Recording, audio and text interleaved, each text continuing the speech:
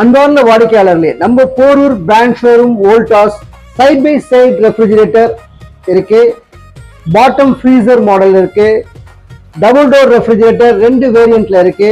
இந்த double door ரெஃப்ரிஜிரேட்டருக்கு 12 years warranty இருக்கு, 2 இயர்ஸ் ஃபுல் வாரண்டி இருக்கு.